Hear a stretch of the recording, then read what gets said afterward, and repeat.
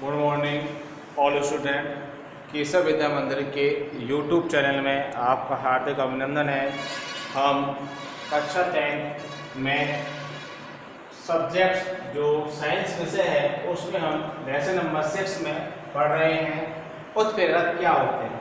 तो हमने अवस्था के आधार पर उत्प्रेरकों की अवस्था के आधार पर उत्प्रेरकों के प्रकार पढ़े। तो भौतिक अवस्था के आधार पर उत्प्रेरक दो प्रकार के होते हैं। मतलब जो फिजिकल स्टेट है उनकी भौतिक अवस्था के आधार पर उत्प्रेरकों को दो भागों में बांटा गया, समांगी और विषमांगी। उसके बाद में हम क्रिया के आधार पर उत्प्रेरकों के प्रकार पढ़ते हैं। तो अब तक के हमने अवस्था के आधार पर उत्प्रेरकों के प्रकार पढ़े, अब है क्रिया के आधार पर उत्प्रेरकों के प्रकार। तो टॉपिक है अपना क्रिया के आधार पर उत्प्रेरकों के प्रकार। मतलब क्रिया के आधार पर उत्प्रेरक के प्रकार जो होते हैं तो उनको पढ़ेंगे आज के टॉपिक में। तो क्रिया के आधार पर उत्प्रेरक काफी प्रकार के होते हैं। पहला है धनात्मक उत्प्रेरक क्या होता है।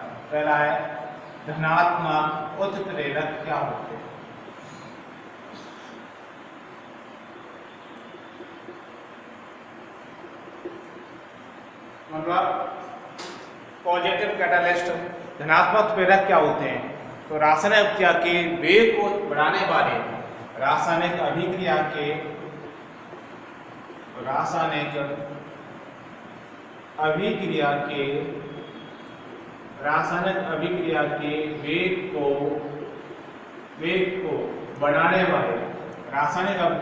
वेग को बढ़ाने वाले क्या कहलाते हैं, धनात्मक उत्प्रेरक कहलाते हैं। मतलब रासायनिक अभिक्रिया की वेग को बढ़ाने वाले जो उत्प्रेरक होते हैं, बढ़ाने वाले उत्प्रेरक धनात्मक उत्प्रेरक कहलाते हैं, पॉजिटिव उत्प्रेरक कहलाते हैं। मतलब किसी रासायनिक अभिक्रिया की गति को, उसके वेग को बढ़ाने वाले जो उत्प्रेरक होंगे वो धनात्मक उत्प्रेरक होंगे, जिसकी साथ से कोई रासायनिक अभिक्रिया क्या जल्दी से संपूर्ण हो जाती है। तो इसके रिएक्शन है आपके धनात्मक उत्प्रेरक के रिएक्शन है आपका 2KClO3,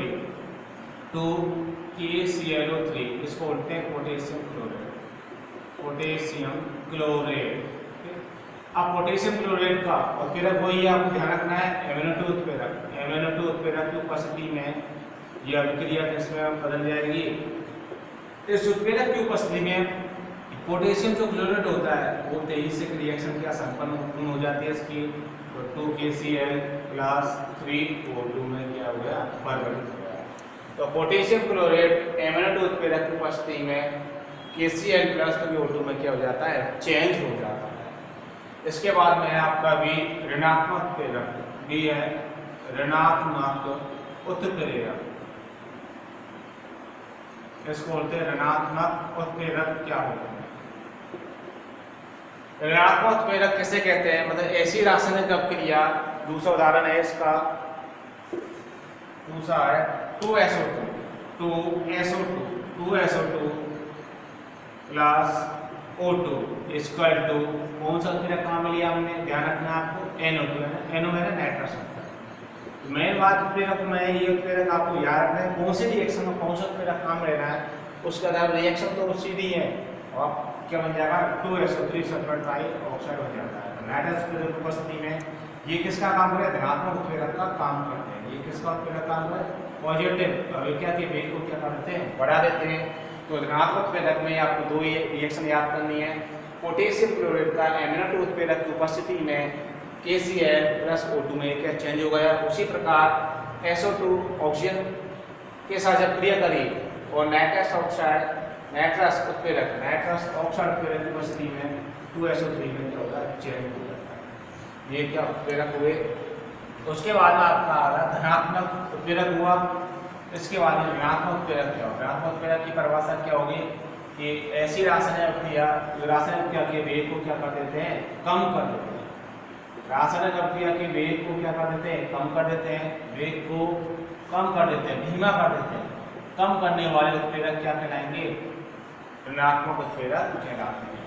उसे अपन क्या बोलते हैं, ऋणात्मक उत्प्रेरक कहते हैं। मतलब किसी रासायनिक अभिक्रिया में उसके वेग को कम कर दिया या धीमा कर दिया तो उसे ऋणात्मक उत्प्रेरक कहते हैं। तो ऋणात्मक उत्प्रेरक वे उत्प्रेरक होते हैं जो रासायनिक क्रिया के वेग को क्या कर देते हैं, कम कर देते हैं, उसे ऋणात्मक उत्प्रेरक कहा जाता है। तो रिएक्शन है H2O2 ग्लिसरॉल, H2O2 होता है हाइड्रोजन पेरोक्साइड, 2H2O2, तो H2O2 का नाम है हाइड्रोजन पेरोक्साइड, इसको बोलते हैं हाइड्रोजन पेरोक्साइड। अब हाइड्रोजन पेरोक्साइड का ग्लिसरॉल उत्प्रेरक की उपस्थिति में इसका रिएक्शन हुआ, मतलब इसका ग्लिसरॉल उत्प्रेरक की उपस्थिति में ग्लिसरॉल होती है, ग्लिसरॉल उत्प्रेरक की उपस्थिति में H2 प्लस O2 में क्या हो जाता है, परिवर्तित हो जाता है 2H2, 2 दूनी 4, 2 दूनी 4, इसमें क्या फर्क, मतलब हाइड्रोजन पेरोक्साइड का ग्लिसरॉल उत्प्रेरक की उपस्थिति में अपन ने जब रिएक्शन पूर्ण करवाई तो हमें क्या प्राप्त हुआ, आपका प्राप्त हो जाता है 2H2 प्लस O2 हमें प्राप्त होता है। इसी प्रकार जब क्लोरोफार्म का एथेनॉल उत्प्रेरक की उपस्थिति में, तो क्लोरोफार्म का 2HCl प्लस O2, जब क्लोरोफार्म होता है CH3 का क्या नाम है, क्लोरोफार्म है। अब जब क्लोरोफार्म का हम एथेनॉल उत्प्रेरक की उपस्थिति में इसमें जब रिएक्शन कराते हैं, एथेनॉल होता है 2C2H5OH। जब क्लोरोफार्म का ये हुआ क्लोरोफार्म, इसको बोलते हैं क्लोरोफार्म होती है बेहोशी की दवा। जब क्लोरोफार्म का हम ऑक्सीजन की उपस्थिति में इसकी जब क्रिया करवाई तो हमें 2COCl2 प्लस 2HCl गैस हमें प्राप्त होती है। मतलब रिएक्शन करना, जब क्लोरोफार्म का वायु की उपस्थिति में, ऑक्सीजन की उपस्थिति में, एथेनॉल उत्प्रेरक की उपस्थिति में इसका अभिक्रिया कराई तो हमें एक विषैली गैस क्या प्राप्त होती है, फाजिन गैस हमें प्राप्त होती है। विषैली गैस होती है फाजिन गैस और एसिड हमें प्राप्त होता है। अब जब मतलब क्लोरोफार्म के साथ हम क्या मिला के रखते हैं, एथेनॉल, मतलब क्लोरोफार्म में थोड़ा सा एथेनॉल मिला के क्या हमेशा इसको रखा जाता है। क्यों रखा जाता है, यदि क्लोरोफार्म के साथ अपन एथेनॉल नहीं मिलाएं तो वायु उपस्थिति में इसका क्या ऑक्सीडेशन हो जाता है या ऑक्सीकरण हो जाता है और एक विषैली गैस का क्या कर लेता है, निर्माण करता है। तो क्लोरोफार्म को हमेशा वायु की उपस्थिति में इसके साथ एथेनॉल के साथ इसको क्या मिला के रखा जाता है ताकि हमें विषैली गैस जो वायुमंडल को प्रदूषित नहीं करे, हानिकारक नहीं हो। तो जब क्लोरोफार्म को वायु की उपस्थिति में क्रिया करवाई एथेनॉल उत्प्रेरक की उपस्थिति में तो 2COCl2 बोलते हैं। वैसे तो इसका नाम कार्बोनिल क्लोराइड भी इसको बोल सकते हैं, लेकिन ये गैस कौन सी प्राप्त हुई, फाजिन गैस कौन सी विषैली गैस होती है। इस प्रकार ये रिएक्शन पूरी हुई। तो ऋणात्मक उत्प्रेरक में क्या ये अभिक्रिया गति को धीमा कर देते हैं। ये अभिक्रिया जनरली क्या होती है, संपन्न होती है, काफी टाइम लग जाता है अभिक्रिया को पूर्ण होने में। तो ऋणात्मक उत्प्रेरक ऐसी रासायनिक क्रिया जिसको रासायनिक क्रिया के वेग को क्या कर देते हैं, कम कर देते हैं, उसे क्या बोलते हैं, ऋणात्मक उत्प्रेरक कहा जाता है। अब रिएक्शन है H2O2 बोलते हैं हाइड्रोजन पेरोक्साइड। अब हाइड्रोजन पेरोक्साइड का ग्लिसरॉल उत्प्रेरक की उपस्थिति में ये चेंज हो जाता है 2H2 प्लस O2। तो देखो हाइड्रोजन कितने, 2 दूनी 4, ये 2 दूनी 4। इस प्रकार ये रिएक्शन पूर्ण हुई और समीकरण क्या है, संतुलित है। उसी प्रकार क्लोरोफार्म CH3 को बोलते हैं क्लोरोफार्म का O2 की उपस्थिति में एथेनॉल उत्प्रेरक की उपस्थिति में जब रिएक्शन करवाई तो 2COCl2 होती है फाजिन गैस और HCl गैस हमें क्या प्राप्त होती है। इस प्रकार ये क्रिया के आधार पर क्या हुए, दो उत्प्रेरक हुए, धनात्मक उत्प्रेरक और ऋणात्मक उत्प्रेरक। अब है तीसरा, स्वतः उत्प्रेरक क्या होते हैं।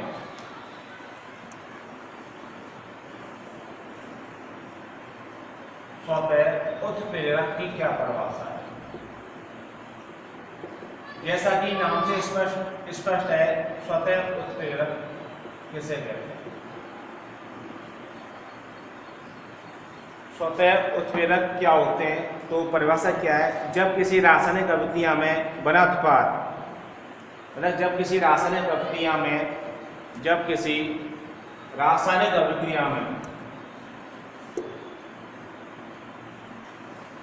परिभाषा है, जब किसी रासायनिक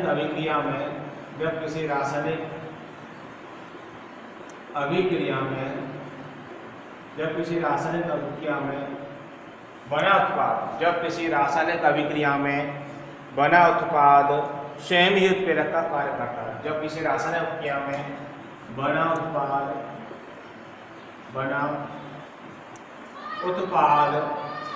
रासायनिक अभिक्रिया में बना उत्पाद स्वयं उत्प्रेरक का कार्य करता है। तो जब किसी रासायनिक अभिक्रिया में बना उत्पाद स्वयं उत्प्रेरक का कार्य करता है, मतलब जब किसी रासायनिक अभिक्रिया में बना जो उत्पाद है वह स्वयं किसका उत्प्रेरक का कार्य करता है। तो जब किसी रासायनिक अभिक्रिया में बना उत्पाद स्वयं उत्प्रेरक का कार्य करता है, अर्थात उत्प्रेरक का क्या करेगा, कार्य करेगा। अर्थात वो कह रहा है मतलब किसी रिएक्शन में जो प्रोडक्ट है वो स्वयं किसका कार्य करता है, उत्प्रेरक का कार्य करता है। अर्थात रासायनिक अभिक्रिया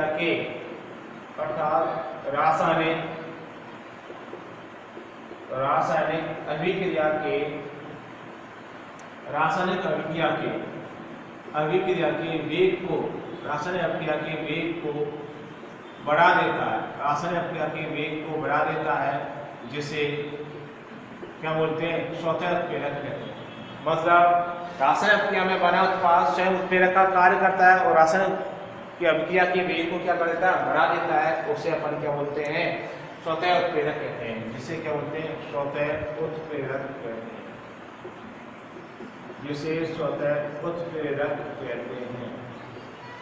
तो जब किसी रासायनिक अभिक्रिया में बना उत्पाद मतलब जब किसी रासायनिक अभिक्रिया में जो प्रोडक्ट बनता है वह स्वयं उत्प्रेरक का जब कार्य करता है तो उसे क्या बोलते हैं, स्वतः उत्प्रेरक क्या कहते हैं। और यह अभिक्रिया की गति को क्या बढ़ा देता है, तो ये स्वतः उत्प्रेरक हुआ। जैसे कि एथिल एसीटेट आपका है CH3 COO C2H5, इसको बोलते हैं एथिल एसीटेट।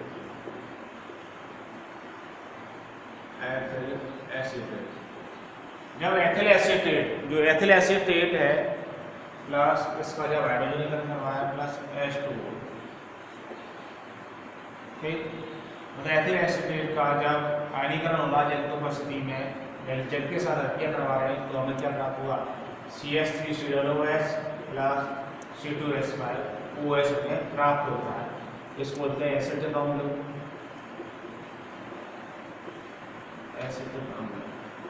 और ये आपका है एथिल एल्कोहल, इसको बोलते हैं एथिल एल्कोहल। तो बना उत्पाद जो है वो किसका कार्य कर रहा है, उत्प्रेरक का कार्य करता है। तो एथिल एसीटेट की क्रिया जल के साथ करवाई तो हमें एसिटिक अम्ल व एथिनॉल प्राप्त होता है। अब यहाँ स्वतः उत्प्रेरक जो एसिटिक अम्ल है ये स्वतः उत्प्रेरक का क्या करता है, कार्य करता है और अभिक्रिया को क्या जल्दी से पूर्ण बनाने में क्या करता है, मदद करता है। ये स्वतः उत्प्रेरक का क्या करता है, कार्य करता है। तो यहाँ उत्प्रेरक का कार्य कौन कर रहा है, एसिटिक अम्ल उत्प्रेरक का कार्य। बना जो उत्पाद होता है वह स्वतः उत्प्रेरक का क्या करता है, कार्य करता है। ऐसी रासायनिक अभिक्रिया जिसमें बना उत्पाद स्वतः ही क्या उत्प्रेरक का कार्य करेगा उसे क्या बोलेंगे, स्वतः उत्प्रेरक कहते हैं, जो अभिक्रिया की गति को बढ़ा देता है। तो ये आपकी रिएक्शन है स्वतः उत्प्रेरक। उसके बाद आता है आपका जैव उत्प्रेरक क्या होता है। जैव उत्प्रेरक किसे कहते हैं, जैव उत्प्रेरक क्या होते हैं। तो जैव रासायनिक अभिक्रियाओं की गति को बढ़ाने में जो पदार्थ काम में लिए जाते हैं, जैव रासायनिक अभिक्रिया की गति को बढ़ाने में। तो अगला है आपका जैव उत्प्रेरक क्या है।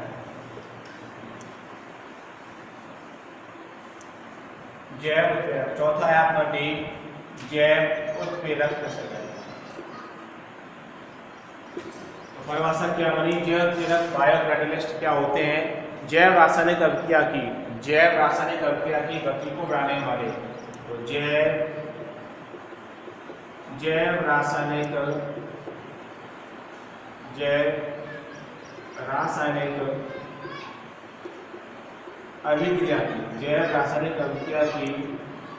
अभिक्रिया की गति को जैव रासायनिक अभिक्रिया की गति को बढ़ाने वाले, जैव रासायनिक अभिक्रिया की गति को बढ़ाने वाले उत्प्रेरक, जैव रासायनिक अभिक्रिया की गति को बढ़ाने वाले जो उत्प्रेरक होते हैं, बढ़ाने वाले उत्प्रेरक जैव उत्प्रेरक कहलाते हैं। जैव उत्प्रेरक कहलाते हैं। तो जैव रासायनिक अभिक्रिया की गति को बढ़ाने वाले उत्प्रेरक क्या कहलाते हैं? जैव रासायनिक उत्प्रेरक कहलाते हैं। इन्हें साधारणतः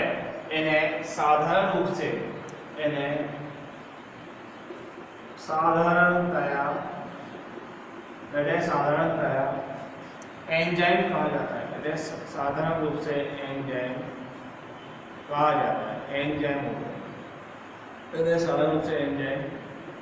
कहा जाता है।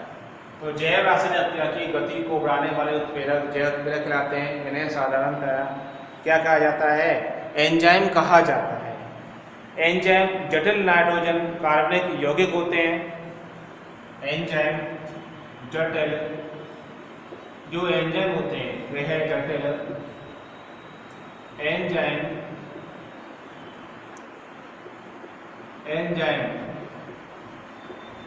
जो एंजाइम होते हैं वह जटिल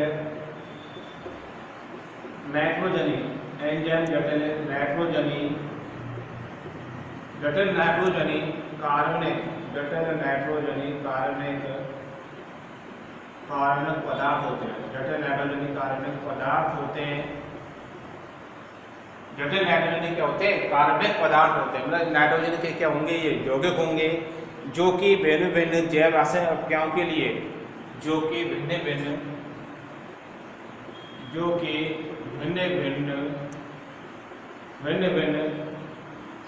जैव रासायनिक अभिक्रियाओं के लिए भिन्न भिन्न जैव रासायनिक अभिक्रियाओं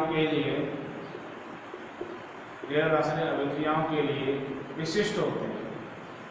मतलब भिन्न भिन्न रासायनिक अभिक्रियाओं के लिए क्या होंगे? विशेष रूप से अलग अलग प्रकार से रूप से कार्य करेंगे, विशिष्ट होते हैं। तो जो नाइट्रोजनी पदार्थ होते हैं, कार्बनिक पदार्थ होते हैं, वो भिन्न भिन्न जैव रासायनिक अभिक्रियाओं के लिए क्या होते हैं? विशिष्ट होते हैं। सभी एंजाइम प्रोटीन के बने होते हैं। परंतु प्रोटीन सभी एंजाइम नहीं होते हैं। वो कह रहा है कि सभी जो एंजाइम होते हैं, सभी एंजाइम प्रोटीन के बने होते हैं। सभी एंजाइम प्रोटीन के बने होते हैं। परंतु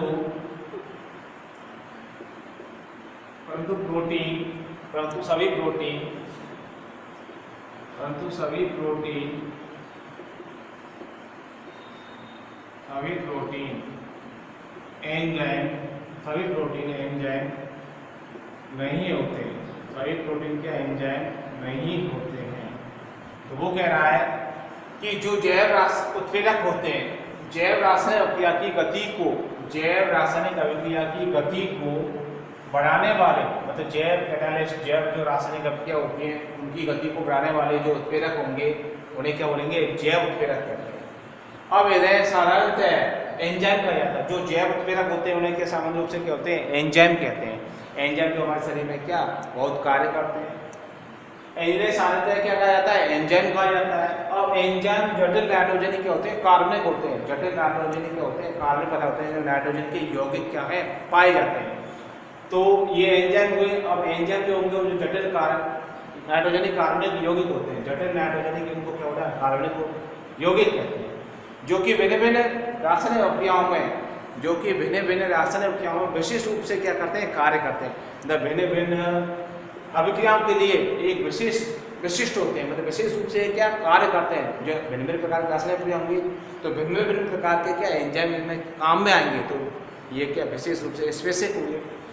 और सभी जो एंजाइम होते हैं वो किसके बने होते हैं? प्रोटीन के। जो एंजाइम होते हैं मुख्य रूप से प्रोटीन के बने होते हैं।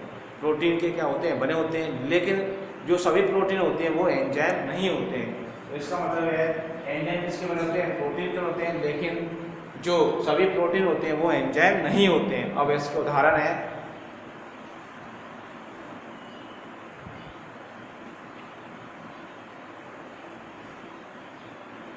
N2NH2CO NH2, जिसको बोलते हैं यूरिया।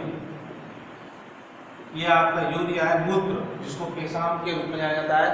NH2CO NH2 प्लस जल, एंजाइम जल उत्प्रेरक का कार्य कौन करेगा? यूरिएज एंजाइम, इसको बोलते हैं यूरिएज एंजाइम की उपस्थिति में। जब यूरिएज एंजाइम की उपस्थिति में ये किस में चेंज होगा? 2NH3 plus CO2, 2NH3 plus CO2 में क्या हो जाता है? परिवर्तित हो जाता है। द यूरिएज एंजाइम की उपस्थिति में ये यूरिएज क्या है? जैव उत्प्रेरक का कार्य करता है, जो अभिक्रिया की गति को बढ़ा देता है। ये सभी नाइट्रोजन के होते हैं, कार्बनिक यौगिक होते हैं। तो 2NH3 प्लस CO2 में क्या हो गया? चेंज हो गया। तो यूरिया जिसको बोलते हैं CONH2, इसको शॉर्ट में इस प्रकार लिख सकते हैं CONH2 का होता है, CONH2 का होता है। या इसको खोल के भी लिखा जा सकता है, खोल के इस प्रकार इसको लिख सकते हैं अपन कि NH2 C+O NH2 के रूप में इसको लिखा है। ये क्या हुआ? यूरिएज एंजाइम की उपस्थिति में क्या करता है? कार्य करता है। दूसरा है लिपिड, जो वसा होते हैं लिपिड, वसीय अम्ल। लिपिड होता है वसा, लिपिड बोलते हैं, वसा को बोलते हैं। तो प्रोटीन वसा जो होती है वो लाइपेज एंजाइम की उपस्थिति में, वसा लिपिड, वसा लाइपेज एंजाइम की उपस्थिति में, लाइपेज एंजाइम की उपस्थिति में वसीय अम्ल प्लस किसमें चेंज होता है? ग्लिसरॉल में क्या हो जाता है? इसको ग्लिसरॉल में क्या होगा? परिवर्तित हो जाता है। मतलब जो वसा है वह लाइपेज एंजाइम की उपस्थिति में वसीय अम्ल प्लस ग्लिसरॉल में क्या हो जाता है? परिवर्तित हो जाता है, जिसको अपन क्या बोलते हैं? ये जैव उत्प्रेरक का क्या करता है? कार्य करता है। इस प्रकार प्रोटीन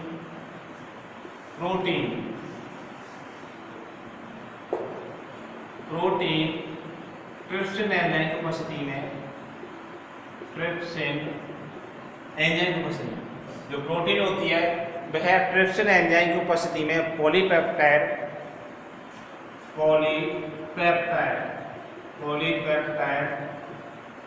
मतलब जो प्रोटीन होगी वह ट्रिप्सिन की उपस्थिति में, ट्रिप्सिन एंजाइम की उपस्थिति में पॉलीपेप्टाइड में चेंज हुआ। अब पॉलीपेप्टाइड किसमें हुआ? पेप्सिन एंजाइम की उपस्थिति में यह अमीनो एसिड में क्या हो जाता है? चेंज हो जाता है। मतलब यहाँ सभी का जैव उत्प्रेरक का क्या कार्य करते हैं? प्रोटीन हुआ वह ट्रिप्सिन एंजाइम की उपस्थिति में किसमें चेंज हुआ? पॉलीपेप्टाइड बंद में चेंज हो गया। और पॉलीपेप्टाइड पेप्सिन एंजाइम की उपस्थिति में अमीनो एसिड में क्या हो जाता है? चेंज हो जाता है। इस प्रकार जो वसा है, अपन वसा का जो पाचन होगा वह लाइपेज एंजाइम की उपस्थिति में क्या? ये वसीय अम्ल प्लस ग्लिसरॉल में क्या हो जाता है? परिवर्तित हो जाता है। तो यहाँ सभी ये क्या है? उत्प्रेरक का क्या कार्य करते हैं? जैव उत्प्रेरक का कार्य करते हैं। न्यूक्लिक अम्ल, न्यूक्लिक जो अम्ल होता है, न्यूक्लिक जो अम्ल होता है वह न्यूक्लियस एंजाइम की उपस्थिति में, जो न्यूक्लिक अम्ल होगा वह न्यूक्लियस एंजाइम की उपस्थिति में, न्यूक्लिक अम्ल में पाया जाता है DNA और RNA। न्यूक्लिक अम्ल होता है DNA और क्या होता है? RNA। यह न्यूक्लियस एंजाइम की उपस्थिति में किसमें चेंज होगा? न्यूक्लियोटाइड्स, ये न्यूक्लियोटाइड्स में क्या हो जाता है? चेंज होता है। न्यूक्लियोटाइड्स में क्या चेंज हो गया? ठीक, ये सभी क्या है? जैव उत्प्रेरक का क्या करते हैं? कार्य करते हैं।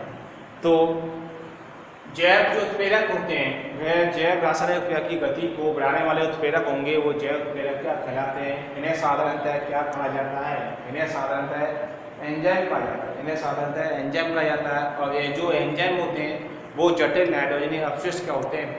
कार्बनिक यौग होते हैं। जटिल नाइट्रोजनीय कार्बनिक यौग होते हैं। सभी एंजाइम जो होते हैं वो प्रोटीन के बने होते हैं। जो एंजाइम क्या प्रोटीन के होते हैं, लेकिन सभी जो प्रोटीन है वो एंजाइम नहीं होती है। तो इसके आधार पर में सभी क्या है? जैव उत्प्रेरक जो कार्य करेंगे ये क्या सभी एंजाइम होते हैं जो कि भोजन के पाचन में क्या योगदान करते हैं। तो इस प्रकार ये जैव उत्प्रेरक का क्या कार्य करते हैं। तो क्रिया के आधार पर हम उत्प्रेरक के प्रकार पढ़े। क्रिया के आधार पर उत्प्रेरक, आज की वीडियो में हमने क्रिया के आधार पर उत्प्रेरकों को समझा। तो क्रिया के आधार पर उत्प्रेरक पहला है आपका धनात्मक उत्प्रेरक, दूसरा है ऋणात्मक उत्प्रेरक, तीसरा है स्वतः उत्प्रेरक और चौथा आपका है जैव उत्प्रेरक। तो क्रिया के आधार पर उत्प्रेरक कितने प्रकार के होंगे? 4 प्रकार के, धनात्मक, ऋणात्मक, स्वतः और जैव उत्प्रेरक का ये कार्य करते हैं। तो आज की वीडियो में इतना ही है। क्रिया के आधार पर उत्प्रेरक को हमने समझाया है। जो भी समस्या हो उसको फोन के माध्यम से पूछ सकते हैं। तो आज की वीडियो में क्या है, क्रिया के आधार पर उत्प्रेरकों के प्रकार के बारे में समझाया है। अगली में हम पढ़ेंगे दिशा के आधार पर। दिशा के आधार पर उत्प्रेरक कितने प्रकार के होते हैं वो कल की वीडियो में समझा जाएगा। तो आज के लिए क्या है, इतना ही। Thank you all.